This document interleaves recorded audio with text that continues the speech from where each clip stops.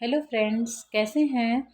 हम लोग हिंदी साहित्य का यूजीसी नेट पाठ्यक्रम में हिंदी साहित्य में आचार्य रामचंद्र शुक्ल का जो निबंध दिया हुआ है कविता क्या है उसका अध्ययन कर रहे थे। और पिछले वीडियो में हम लोग पार्ट 2 तक आए थे। पार्ट 3 जो है आज हम लोग उसको कंप्लीट करेंगे, तो बी रेडी। भावों या मनोविकारों के विवेचन से हम कह चुके हैं कि मनुष्य को कर्म में प्रवृत्त करने वाली मूल वृत्ति भावात्मकता है। केवल तर्क बुद्धि या विवेचना के बल से हम किसी कार्य में प्रवृत्त नहीं होते। जहाँ जटिल बुद्धि व्यापार के अंतर में किसी कर्म का अनुष्ठान देखा जाता है, वहाँ भी तय में कोई भाव या वासना छिपी रहती है। चाणक्य जिस समय अपनी नीति की सफलता के लिए किसी निष्ठुर व्यापार में प्रवृत्त दिखाई पड़ता है, उस समय वह दया, करुणा आदि सब मनोविकारों या भावों से परे दिखाई पड़ता है। पर थोड़ा अंतर्दृष्टि गड़ाकर देखने से कौटिल्य को नचाने वाली डोर का छोर भी अंतःकरण के रागात्मक खंड की ओर मिलेगा। प्रतिज्ञा पूर्ति की आनंद भावना और नंद वंश के प्रति क्रोध या बैर की वासना वारी वारी से उस डोर को हिलाती हुई मिलेगी। अर्वाचीन राष्ट्रनीति के गुरु घंटाल जिस समय अपनी किसी गहरी चाल में किसी देश की निरपराध जनता का सर्वनाश करते हैं, उस समय वे दया आदि दुर्बलताओं से निर्लिप्त केवल बुद्धि के कठपुतले दिखाई पड़ते हैं। पर उनके भीतर यदि छानबीन की जाए तो कभी अपने देशवासियों के सुख की उत्कंठा, कभी अन्य जाति के प्रति घोर विद्वेष, कभी अपनी जातीय श्रेष्ठता का नया या पुराना घमंड इशारे करता हुआ मिलेगा। बात यह है कि केवल इस बात को जानकर ही हम किसी काम को करने या ना करने के लिए तैयार नहीं होते कि वह काम अच्छा है या बुरा, लाभदायक है या हानिकारक। जब उसकी या उसके परिणाम की कोई ऐसी बात हमारी भावना में आती है जो आह्लाद, क्रोध, करुणा, भय, उत्कंठा आदि का संचार कर देती है, तभी हम उस काम को करने या ना करने के लिए उद्यत होते हैं। शुद्ध ज्ञान या विवेक में कर्म की उत्तेजना नहीं होती। कर्म प्रवृत्ति के लिए मन में कुछ वेग का आना आवश्यक है। यदि किसी जन समुदाय के बीच कहा जाए कि अमुक देश तुम्हारा इतना रुपया प्रतिवर्ष उठा ले जाता है, तो संभव है कि उस पर कुछ प्रभाव ना पड़े। पर यदि दारिद्र्य और अकाल का भीषण और करुण दृश्य दिखाया जाए, पेट की ज्वाला से जले हुए कंकाल कल्पना के सम्मुख रखे जाएं और भूख से तड़पते हुए बालक के पास बैठी हुई माता का आर्त क्रंदन सुनाया जाए, तो बहुत से लोग क्रोध और करुणा से व्याकुल हो उठेंगे और इस दशा को दूर करने का यदि उपाय नहीं तो संकल्प अवश्य करेंगे। पहले ढंग की बात कहना राजनीति के अर्थशास्त्री का काम है और पिछले प्रकार का दृश्य भावना मिलाना कवि का। अतः यह धारणा कि काव्य व्यवहार का बोधक है, उसके अनुशीलन से अकर्मण्यता आती है, ठीक नहीं। कविता तो भाव प्रसार द्वारा कर्मण्य के लिए कर्म क्षेत्र का और विस्तार कर देती है। उक्त धारणा का आधार यदि कुछ हो सकता है तो यही कि जो भावुक या सहृदय होते हैं अथवा काव्य के अनुशीलन से जिनके भाव प्रसार का क्षेत्र विस्तृत हो जाता है, उनकी वृत्तियां उतनी स्वार्थबद्ध नहीं रह सकती। कभी कभी वे दूसरों का जी दुखाने के डर से, आत्मगौरव या कुल गौरव या जाति गौरव के ध्यान से अथवा जीवन के किसी पक्ष की उत्कर्ष भावना में नग्न होकर अपने लाभ के कर्म में अतत्पर या उससे विरत देखे जाते हैं।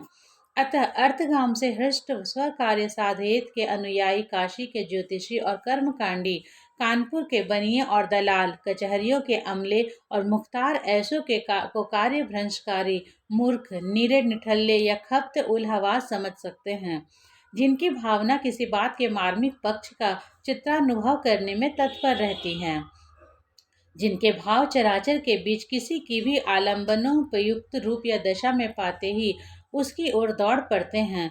वे सदा अपने लाभ के ध्यान से या स्वार्थ बुद्धि द्वारा ही परिचालित नहीं होते। उसकी यही विशेषता अर्थपरायणों को, अपने काम से काम रखने वालों को एक त्रुटि सी जान पड़ती है। कवि और भावुक हाथ पैर ना हिलाते हों यह बात नहीं है, पर अर्थियों के निकट उनकी बहुत सी क्रियाओं का कोई अर्थ नहीं होता। इसके बाद हम लोग चलते हैं मनुष्यता की उच्च भूमि। कविता क्या है के अंतर्गत दिया गया है मनुष्यता की उच्च भूमि।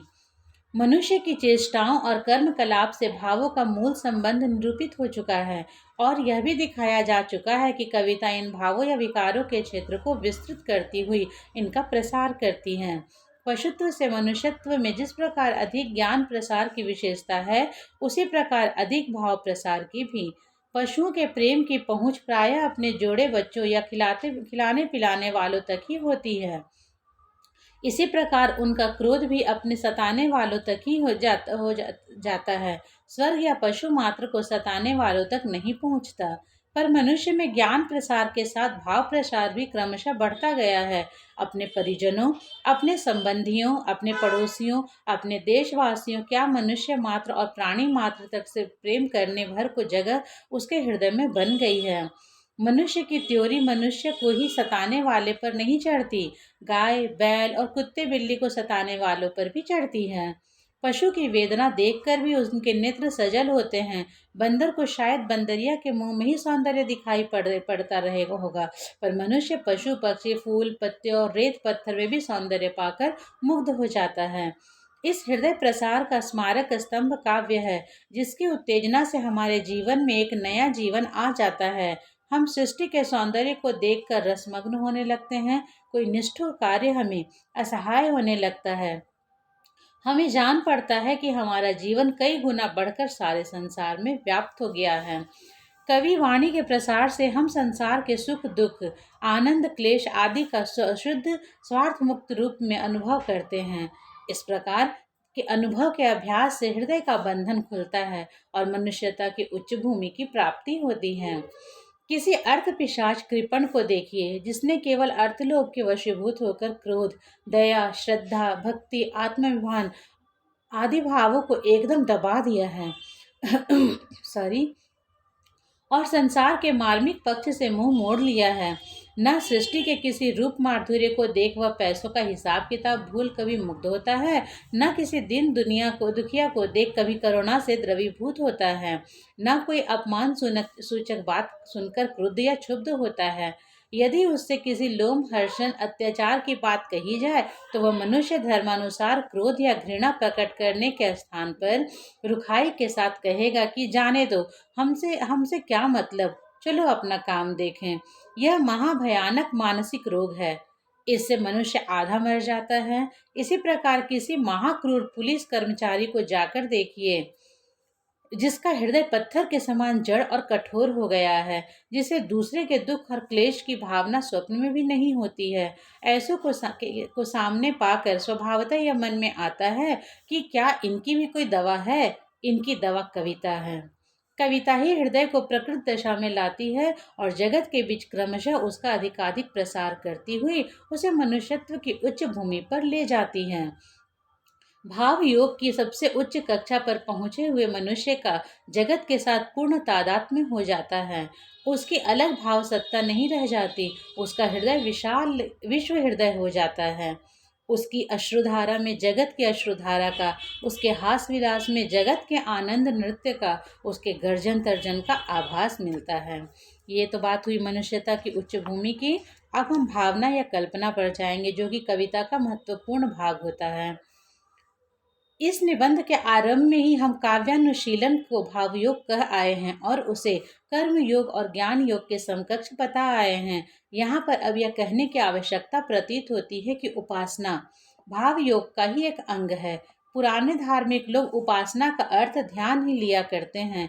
जो वस्तु हमसे अलग है, हमसे दूर प्रतीत होती है, उसकी मूर्ति मन में लाकर उसके सामीप्य का अनुभव करना ही उपासना है। उपासना पूजा को कहा जाता है।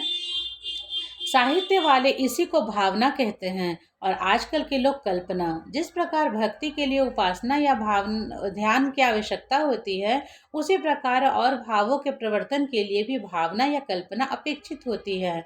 जिनकी भावना या कल्पना शिथिल या अशक्त होती है, किसी कविता या सरस उक्ति को पढ़ सुनकर उनके हृदय में मार्मिकता होते हुए भी वैसी अनुभूति नहीं होती। बात यह है कि उनके अंतःकरण में चटपट व सजीव और स्पष्ट मूर्ति विधान नहीं होता, जो भावों को परिचालित कर देता है। कुछ कवि किसी बात के सारे मार्मिक अंगों का पूरे ब्यौरे के साथ चित्रण कर देते हैं। पाठक या श्रोता की कल्पना के लिए बहुत कम काम छोड़ते हैं और कुछ कवि कुछ मार्मिक खंड रखते हैं, जिन्हें पाठक की तत्पर कल्पना आप से आप पूर्ण करती हैं। कल्पना दो प्रकार की होती है, विधायक और ग्राहक। कवि में विधायक कल्पना अपेक्षित होती है और श्रोता या पाठक में अधिकतर ग्राहक, ग्राह्य करने योग्य ग्राहक। अधिकतर कहने का अभिप्राय यह है, जहाँ कवि पूर्ण चित्रण नहीं करता वहाँ पाठक या श्रोता को भी अपने ओर से कुछ मूर्ति विधान करना पड़ता है। यूरोपीय साहित्य मीमांसा में कल्पना को बहुत प्रधानता दी गई है भी यह काव्य का अनिवार्य साधन, पर है साधन ही, साध्य नहीं, जैसा कि उपयुक्त विवेचन से स्पष्ट है। किसी प्रसंग के अंतर्गत कैसा ही विचित्र मूर्ति विधान हो, पर यदि उसमें उपयुक्त भाव संचार की क्षमता नहीं है तो वह काव्य के अंतर्गत ना होगा। उसके बाद हम लोग मनोरंजन की ओर आते हैं। कविता का एक महत्वपूर्ण भाग ये भी है, कविता पढ़ने में मनोरंजक हो, रोमांचक हो तो और कविता की सुंदरता और बढ़ जाती है। तो हम लोग पढ़ते हैं। प्राय सुनने में आता है कि कविता का उद्देश्य मनोरंजन है, पर जैसा कि हम पहले कह आए हैं, कविता का अंतिम लक्ष्य जगत के मार्मिक पक्षों का प्रत्यक्षीकरण करके उनके साथ मनुष्य हृदय का सामंजस्य स्थापन है। इतने गंभीर उद्देश्य के स्थान पर केवल मनोरंजन का हल्का उद्देश्य सामने रखकर जो कविता का पठन पाठन या विचार करते हैं, वे रास्ते ही में रह जाने वाले पथिक के समान हैं। कविता पढ़ते समय मनोरंजन अवश्य होता है, पर उसके उपरांत कुछ और भी होता है। वही सब कुछ है। मनोरंजन वह शक्ति है जिससे कविता अपना प्रभाव जमाने के लिए मनुष्य की चित्त वृत्ति को स्थिर किए रहती है, इधर उधर जाने नहीं देती। अच्छी से अच्छी बात को भी कभी कभी जो केवल एक कान से सुन भर लेते हैं, उनकी ओर उनका मनोयोग नहीं होता। केवल यही कहकर कि परोपकार करो, दूसरों पर दया करो, चोरी करना महापाप है, हमें यह आशा कदापि न करनी चाहिए कि कोई उपकारी, कोई क्रूर दयावान या कोई चोर साधु हो जाएगा, क्योंकि ऐसे वाक्यों के अर्थ की पहुंच हृदय तक नहीं होती ही नहीं। वह ऊपर ही ऊपर रह जाता है। ऐसे वाक्यों द्वारा सूचित व्यापारों का मानव जीवन के बीच कोई मार्मिक चित्र सामने ना पाकर हृदय उनके अनुभूति की ओर प्रवृत्ति ही नहीं होता। पर कविता अपनी मनोरंजन शक्ति द्वारा पढ़ने या सुनने वाले को चित्त रमाए रहती है। जीवन पट पर उक्त कर्मों की सुंदरता या विरूपता अंकित करके हृदय के मर्म स्थलों का स्पर्श करती है। मनुष्य के कुछ कर्मों में जिस प्रकार दिव्य सौंदर्य और माधुर्य होता है, उसी प्रकार कुछ कर्मों में भीषण कुरूपता और भद्दापन होता है। इसी सौंदर्य या कुरूपता का प्रभाव मनुष्य के हृदय पर पड़ता है और इस सौंदर्य या कुरूपता का सम्यक प्रत्यक्षीकरण कविता ही कर सकती है। कभी कभी ऐसी बातें होती है कि जब हम कोई बात को कहना चाहें किसी को और समझाना चाहें तो हम सफल नहीं हो पाते, लेकिन उसे कविता के शब्दों में पिरो करके लयबद्ध करके अगर उन्हें कहा जाए तो वो बातें जल्दी समझ में आ जाती हैं। तो कविता का उद्देश्य मनोरंजन के साथ साथ उद्देश्य परक भी होता है। आगे बढ़ते हैं। कविता की इसी रमाने वाली शक्ति को देखकर जगन्नाथ पंडित राज ने रमणीयता का पल्ला पकड़ा और उसे काव्य का साध्य स्थिर किया, तथा यूरोपीय समीक्षकों ने आनंद को काव्य का परम लक्ष्य ठहराया। इस प्रकार मार्ग को ही अंतिम गंतव्य स्थल मान लेने के कारण बड़ा गड़बड़ झाला हुआ। मनोरंजन या आनंद तो बहुत सी बातों में हुआ करता है, किस्सा कहानी सुनने में भी तो पूरा मनोरंजन होता है। लोग रात भर सुनते रह जाते हैं, पर क्या कहानी सुनना और कविता सुनना एक ही बात है? हम रसात्मक कथाओं या आख्यानों की बात नहीं कहते हैं, केवल घटना वैचित्र्यपूर्ण कहानियों की बात कहते हैं। कविता और कहानी का अंतर स्पष्ट है। कविता सुनने वाला किसी भाव में मग्न रहता है और कभी कभी बार बार एक ही पद्य सुनना चाहता है, पर कहानी सुनने वाला आगे की घटना के लिए आकुल रहता है। कविता सुनने वाला कहता है जरा फिर तो कहिए, कहानी सुनने वाला कहता है हाँ तब क्या हुआ। अक्सर ये होती है बातें कि जो कविता की लाइनें अच्छी लगती हैं हम उसको बार बार दोहराते हैं, बार बार रिपीट करते हैं, लेकिन कहानी में ये बात नहीं होती है। कहानी के बाद आगे जानने की इच्छा जिज्ञासा जाग जाती है, हम आगे जानना चाहते हैं, पुरानी बातों को दोहराना नहीं चाहते हैं। ये कविता और कहानी के बीच की बड़ा व्यापक अंतर है, बहुत बड़ा अंतर है। मन को अनुरंजित करना, उसे सुख या आनंद पहुंचाना ही यदि कविता का अंतिम लक्ष्य माना जाए तो कविता भी केवल विलास की एक सामग्री हुई। परंतु क्या कोई कह सकता है कि वाल्मीकि ऐसे मुनि और तुलसीदास ऐसे भक्त ने केवल इतना ही समझकर श्रम किया कि लोगों को समय काटने का एक अच्छा सहारा मिल जाएगा? क्या इससे गंभीर कोई उद्देश्य उनका न था? खेद के साथ कहना पड़ता है कि बहुत दिनों से बहुत से लोग कविता को विलास की सामग्री समझते आ रहे हैं। हिंदी के रीतिकाल के कवि तो मानो राजाओं महाराजाओं की काम वासना उत्तेजित करने के लिए ही रखे जाते थे। एक प्रकार के कविराज तो रईसों के मुंह के मकरध्वज रस छोंकते थे, दूसरे प्रकार के कविराज कान में मकरध्वज रस की पिचकारी देते थे। पीछे से तो ग्रीष्मोपचार आदि के नुस्खे भी कवि लोग तैयार करने लगे। गर्मी के मौसम के लिए कवि जो व्यवस्था करते हैं, वहाँ यहाँ पर कविता की लाइनों को उन्होंने लिया है, कविताबद्ध करके लिखा है। शीतल गुलाब जल भरी चह चह बच्चन में, डारी के कमल दल नहाय को धसिए, कालिदास अंग अंग अगर अतर संग, केसर उसीर नीर घनसार धसिए, जेठ में गोविंद लाल चंदन के चहलन, भरी भरी गोकुल के महलन बसिए। इसी प्रकार शिशिर के मसाले सुनिए। गुलगुली गिल में गलीचा है गुनीजन है, चीख है चिराके है चिरागन की माला है, कहे पद्माकर है गजक गजा हु सजी, सज्जा है सुराही है सुप्याला है, शिशिर के पाला को न व्याप्त कसाला तिन है, जिनके अधीन एते उदित मसाला है। तो ये बातें हुई थी कविता में मनोरंजन का जो पाठ होता है उसके अंतर्गत। अब हम कविता के सौंदर्य की बात करते हैं। सौंदर्य बाहर के कोई वस्तु नहीं है, मन के भीतर की वस्तु है। यूरोपीय कला समीक्षा की एक बड़ी ऊंची उड़ान या बड़ी दूर की कौड़ी समझी गई है, पर वास्तव में यह भाषा के गड़बड़ झाले के सिवा और कुछ नहीं है। जैसे वीर कर्म से पृथक वीरत्व कोई पदार्थ नहीं, वैसे ही सुंदर वस्तु से पृथक सौंदर्य कोई पदार्थ नहीं।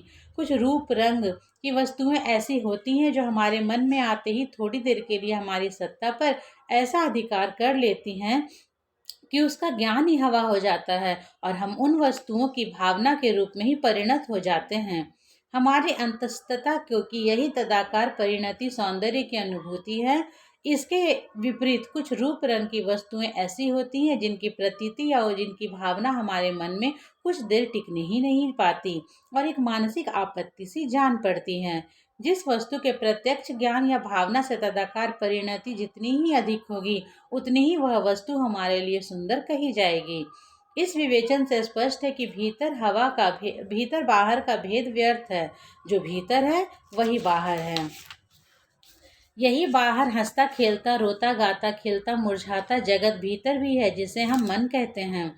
जिस प्रकार यह जगत रूपमय और गतिमय है, उसी प्रकार मन भी रूप गति का संघात ही है।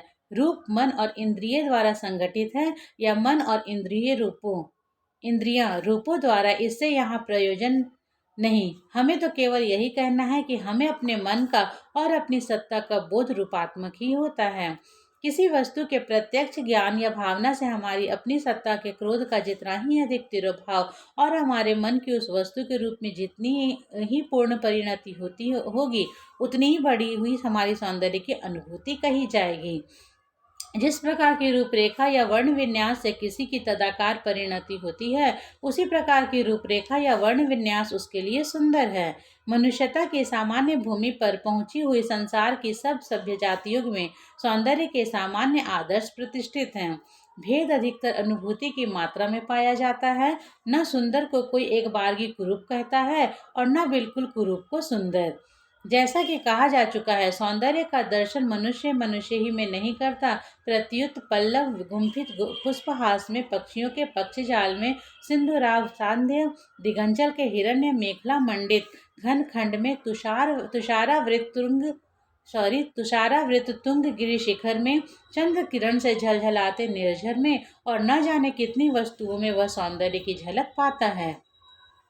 जिस सौंदर्य की भावना में मग्न होकर मनुष्य अपने पृथक सत्ता की प्रतीति का विसर्जन करता है, वह अवश्य एक दिव्य विभूति है। भक्त लोग अपनी उपासना या ध्यान में इसी विभूति का अवलंबन करते हैं।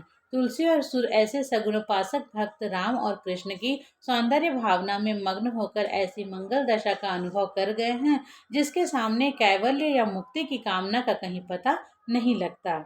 कविता केवल वस्तुओं के ही रंग रूप में सौंदर्य की छटा नहीं दिलाती, प्रत्युत कर्म और मनोवृत्ति के भी अत्यंत मार्मिक दृश्य सामने रखती है। वह जिस प्रकार विकसित कमल, रमणी के मुखमंडल आदि का सौंदर्य मन में लाती है, उसी प्रकार उदारता, वीरता, त्याग, दया, प्रेमोत्कर्ष इत्यादि कर्म और मनोवृत्तियों का सौंदर्य भी मन में जगाती है। जिस प्रकार वह शव को नोचते हुए कुत्तों और श्रृगालों के विभत्स व्यापार की झलक दिखाती है, उसी प्रकार क्रूरों की हिंसा वृत्ति और दुष्टों की ईर्ष्या आदि की कुरूपता से भी क्षुब्ध करती हैं। इस कुरूपता का अवस्थान सौंदर्य को पूर्ण और स्पष्ट अभिव्यक्ति के लिए ही समझना चाहिए। जिन मनोवृत्तियों का अधिकतर बुरा रूप हम संसार में देखा करते हैं, उनका भी रूप सुंदर कविता ढूंढकर दिखाती है। दशवदन निधनकारी राम के क्रोध के सौंदर्य पर कौन मोहित ना हुआ होगा। दशवदन यहाँ पर कहा गया है श्री रामचंद्र को। जो कविता रमणी के रूप माधुर्य से हमें तृप्त करती है, वही उसकी अंतर्वृत्ति की सुंदरता को का आभास देकर हमें मुग्ध करती हैं। जिस बंकिम की लेखनी ने गढ़ पर बैठी हुई राजकुमारी तिलोत्तमा के अंग प्रत्यंग की सुषमा को अंकित किया है, उसी ने नवाब नंदिनी आयशा के अंतस की अपूर्व सात्विकी ज्योति की झलक दिखाकर पाठकों को चमत्कृत किया है। जिस प्रकार बाह्य प्रकृति के बीच वन, पर्वत, नदी, निर्झर आदि की रूप विभूति से हम सौंदर्य मग्न होते हैं, उसी प्रकार अंतर प्रकृति में दया, दाक्षिण्य, श्रद्धा, भक्ति आदि वृत्तियों की स्निग्ध शीतल आभा में सौंदर्य लहराता हुआ पाते हैं। यदि कहीं बाह्य और आभ्यंतर दोनों सौंदर्य का योग दिखाई पड़े तो फिर क्या कहना है। यदि किसी अत्यंत सुंदर पुरुष की धीरता, वीरता, सत्यप्रियता आदि अथवा किसी अत्यंत रूपवती स्त्री की सुशीलता, कोमलता और प्रेम परायण आदि भी सामने रख दी जाए तो सौंदर्य की भावना सर्वांग पूर्ण हो जाती है। सुंदर और कुरूप काव्य में बस यही दो पक्ष हैं, भला बुरा, शुभ अशुभ, पाप पुण्य, मंगल अमंगल, अनुपयोगी उपयोगी। ये सब शब्द काव्य क्षेत्र के बाहर के हैं। ये नीति, धर्म, व्यवहार, अर्थशास्त्र आदि के शब्द हैं। शुद्ध काव्य क्षेत्र में न कोई बात भली कही जाती है, न बुरी, न शुभ, न अशुभ, न उपयोगी, न अनुपयोगी। सब बातें केवल दो रूपों में दिखाई जाती हैं, सुंदर और असुंदर। जिसे धार्मिक शुभ या मंगल कहते हैं करता है, वह कवि उसके सौंदर्य पद्य पर आप ही मुग्ध रहता है और दूसरों को भी मुग्ध करता है। जिसे धर्मज्ञ अपनी दृष्टि के अनुसार शुभ या मंगल समझता है, उसी को कवि अपनी दृष्टि के अनुसार सुंदर कहता है। दृष्टि भेद अवश्य है। धार्मिक की दृष्टि जीव के कल्याण पर, लोक में सुख, भाव बंधन से मोक्ष आदि की ओर रहती है, पर कवि की दृष्टि इन सब बातों की ओर नहीं रहती। वह उधर देखता है जिधर सौंदर्य दिखाई पड़ता है। इतनी सी बात ध्यान में रखने से ऐसे ऐसे झमेलों में पड़ने की आवश्यकता बहुत कुछ दूर हो जाती है कि कला में सत असत, धर्माधर्म का विचार होना चाहिए या नहीं, कवि का उपदेशक बनना चाहिए या नहीं। कवि की दृष्टि तो सौंदर्य की ओर जाती है, चाहे वह जहाँ हो, वस्तुओं के रूप रंग में अथवा मनुष्यों के मन, वचन और कर्म में। उत्कर्ष साधन के लिए, भाव की वृद्धि के लिए कवि लोग कई प्रकार के सौंदर्यों का मेल भी किया करते हैं। राम की रूप माधुरी और रावण की विकरालता भीतर का प्रतिबिंब सी जान पड़ती है। मनुष्य के भीतरी बाहरी सौंदर्य के साथ चारों ओर प्रकृति के सौंदर्य को भी मिला देने से वर्णन का प्रभाव कभी कभी बहुत बढ़ जाता है। चित्रकूट ऐसे रम्य स्थान में राम और भरत ऐसे रूपवानों की रम्य अंतर प्रकृति की छटा का क्या कहना है। कविता क्या है, निबंध काफ़ी लंबा है तो, और हमारा वीडियो भी काफ़ी लंबा हो गया है, तो इसके बाकी के वीडियो को हम लोग अगले पार्ट में देखेंगे। आज के लिए यहीं पर मैं वीडियो को समाप्त करती हूँ। धन्यवाद।